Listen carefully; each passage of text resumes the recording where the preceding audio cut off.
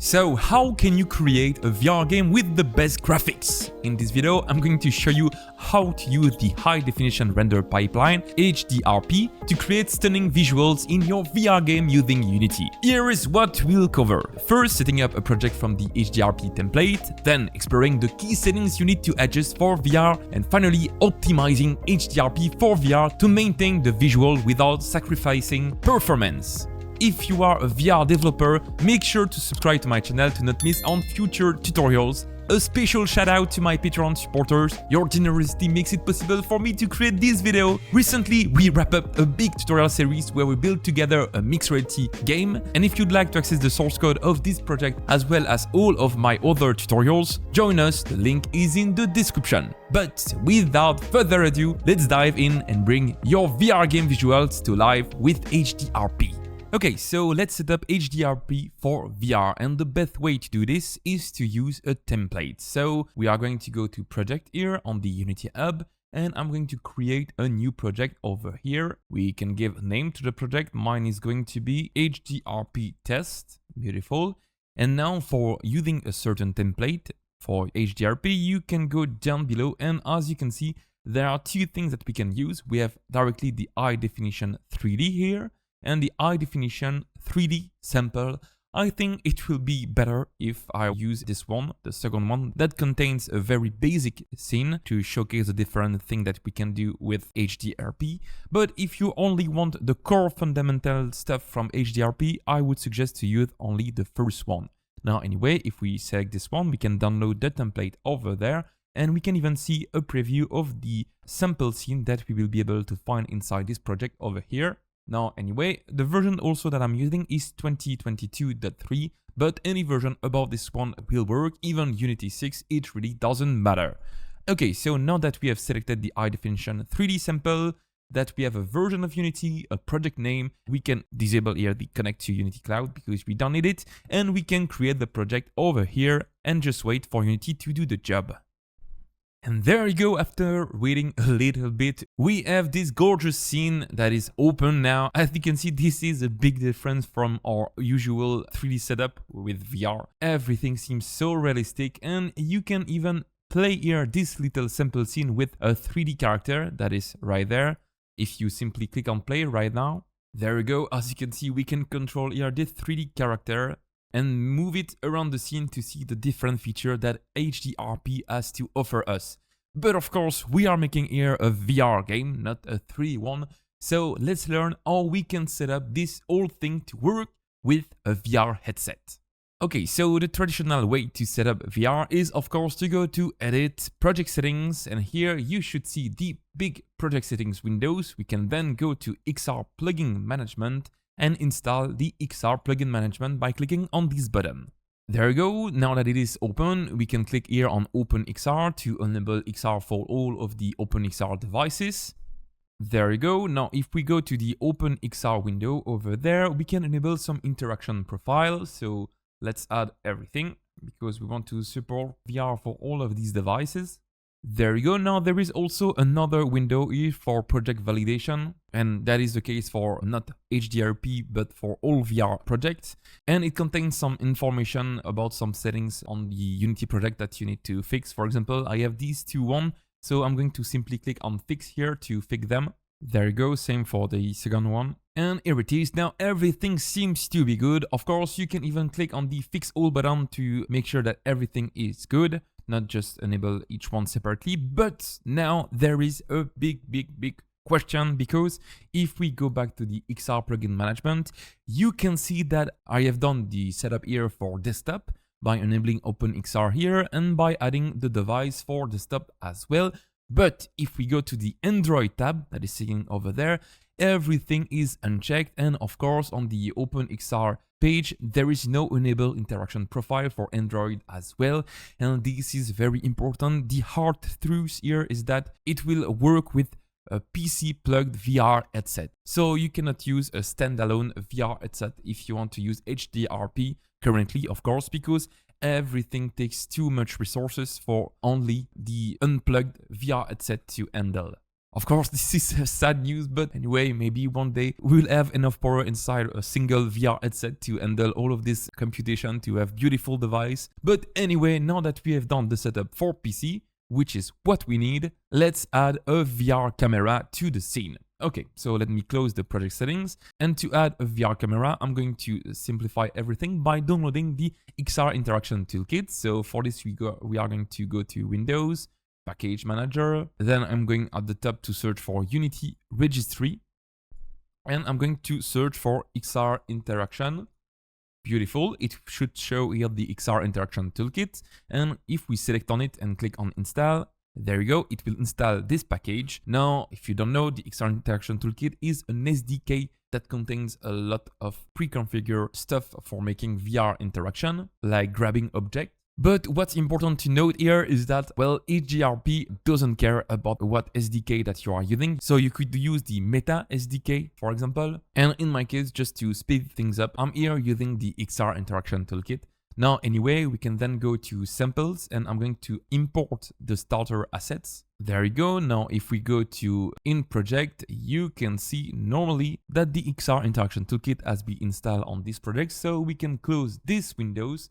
And here, if we go to Samples, XR Interaction Toolkit, the version that we have, Starter Assets, then Prefab, we can see here the XR Interaction Setup, which is a big prefab that contains a camera rig with some interaction. So let me just put it over there, right there, beautiful. We can even rotate it a little bit to have a look at the beautiful tree. And now we can go back here because we don't need here this third-person controller. So I'm going to select here this controller's game object and simply delete it by pressing on the delete key. Beautiful. There is also the marketing game object here, which is disabled by default. That contains some camera to take some picture of this beautiful environment, and which we don't need. So I'm going to select it and disable it as well. And now only here our VR setup is enabled for the cameras. So let's find out if just like this, it will work by clicking on play. And there you go, guys. Look at what's going on. We have VR working already with HDRP. And I can see these beautiful graphics here directly. Now, there are some issues that we can already fix. For example, I really don't like this tunneling effect here, which is used to help with the motion sickness when moving.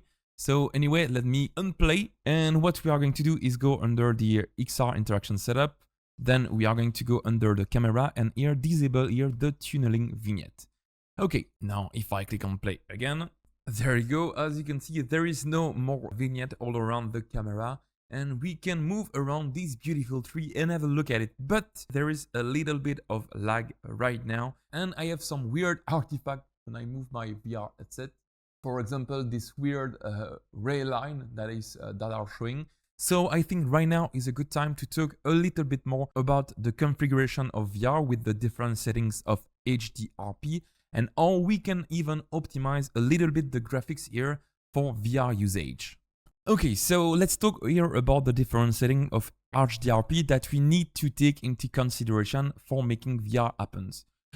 Here we are very lucky to have already a working VR prototype, but there are some do and don'ts that we need to be careful of. For example, if we go to Edit, Project Settings, the first thing we need to be aware is that we need here to have the render mode set to single pass instance. This is very important because otherwise some HDRP effect like volumetric light post-processing will not work. So make sure here it is very important to set it to single pass instant. Another feature that we can improve is that if we go to the player settings over there and that we scroll down below, here for the scripting backend, you can set the scripting from mono to IL2CPP, which is a bit more optimized as well. Now, by the way, if you close this Windows and if we go to Windows, Rendering, HDRP Wizard.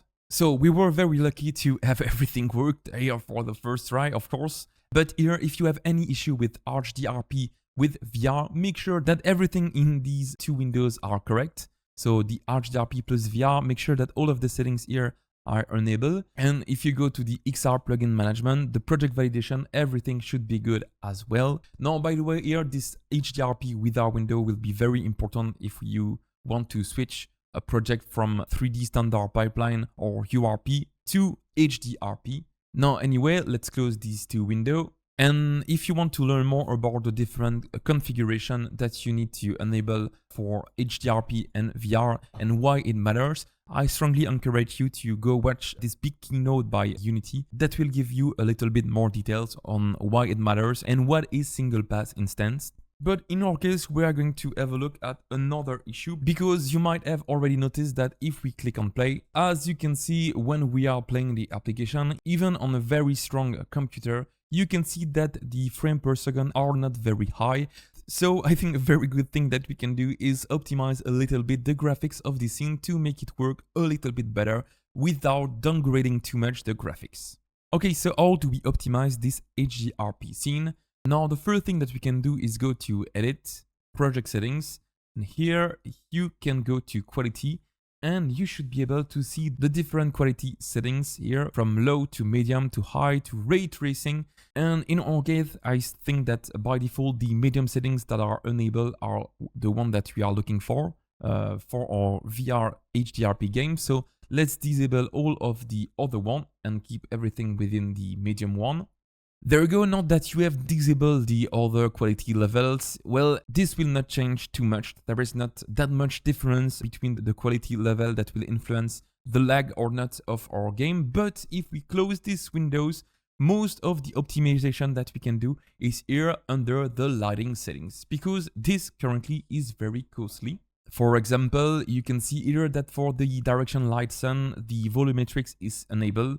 And I would strongly encourage you to disable volumetrics light if you are doing VR, because it costs a lot of resources. And as you can see, the resolution for the shadows is set to ultra, but it would be a bit better to downgrade it a little bit if we want to optimize this light. But most important than optimizing this light, the very thing that is making everything lag so much is here. If we go here under the volume, you can see that we have a volume global that contains a lot of stuff for visual environment and some post-processing stuff. And here actually what you want to do is disable here the contact shadows. You can disable as well the screen space ambient occlusion. You can then disable the motion blur, because this is a post-processing setting that we have enabled by default with VR, well, because we are using eyes to see. You can disable the film grain, which is not very good in VR as well. You can disable the screen space refraction that takes too much space. And here I know that these clouds looks very good, but they are taking a lot of resources and they are not very that noticeable by the player. So I would strongly encourage you to disable them as well. And now already this is so much better. Now you can also see that under the volume global, you have the volume ray tracing. And because we are not using any ray tracing right now, you can simply press on the delete button to delete here this volume. Now you can also see that there is some different volume all around our scene, and actually the settings from these volumes are set by this trigger box collider by there, which means that when the player go from this part of the level to the other, here you can see that it will override these different settings like the white balance and the exposure when going from one place to another, which is a nice effect, I believe. So here we go, this is an overview of how you can optimize here the different settings on this project, from here changing the quality settings on the HDRP, or by tweaking here all of the post-processing volume that you will be able to find in the scene. Now anyway, let's find out how everything is working if we click on play. And there you go, as you can see, we have now a stable 72 frame per second, which seems to be very good. Now, you might not have this same result depending on the power of your computer, so feel free to change the settings on your computer depending on your needs. But anyway, another thing that I want also to add is that you might not see it right now on the screen on this YouTube video, but there is a lot of aliasing going on here. For example, on the stair, you can see some glitch in the visual right there, which is not very good. So let's fix it, and it will be actually very simple. We can simply go to the XR interaction setup, and then if we go to the main camera, instead of no anti-aliasing, what we want is to set it to either the fast approximate anti-aliasing or the temporal anti-aliasing. There you go. And now if I click on play, as you can see, the glitch on the stair is a little bit less noticeable and everything looks a bit better. That's really cool. But we have another issue that we need to fix. So as you can see, there is some visual glitch here when going near this light, which is not very good inside the VR set. So let me show you how we can fix this. Okay, so if we select one of these lights, we can see the component that is responsible for this weird glitch, and it is here this lens flare HDRP, which creates a lens effect on the camera, and which is an effect that is not desired in VR. So how do we fix it? Very simple. You're going to search for lens flare component SRP here in the hierarchy, and it will show you all of the lights that are using here this component. You can select them all by pressing on the caps key, and here we can simply right click and remove the lens flare for every light. And now everything should be good. And there you go, as you can see, everything looks good now. We don't have any weird lens flare glitch on our face right now, so everything seems to be good. And there you have it. You've now learned how to set up Unity HDRP template for VR, tweak important settings to achieve incredible graphics, optimize the performance while keeping the visual quality top notch. But I forgot to teach you about a very important trick, which is using the HDRP debug tool. You can simply press on Ctrl plus backspace to activate it. This allows you to tweak settings in real time directly within your game, an absolute lifesaver when fine-tuning your visual. That said, HDRP plus VR isn't for everyone, especially if you are a beginner. It's a complex setup that requires attention to detail, so don't hesitate to experiment with simpler pipeline if you're just starting out. If you want to explore more, check out the Wizard HDRP room on GitHub. This is an old sample project by Unity, which is a bit outdated but still a great resource for learning how HDRP works with VR. Then you can watch also the Unity keynote on HDRP and VR to get a deeper dive into this subject. Both links are in the description. Finally, a massive thank you to my Patreon supporter whose names are on the screen right now. If you'd like to get exclusive content and source code for all of my projects, consider joining us with the link you will find in the description. Thank you for watching and see you very soon. Bye bye.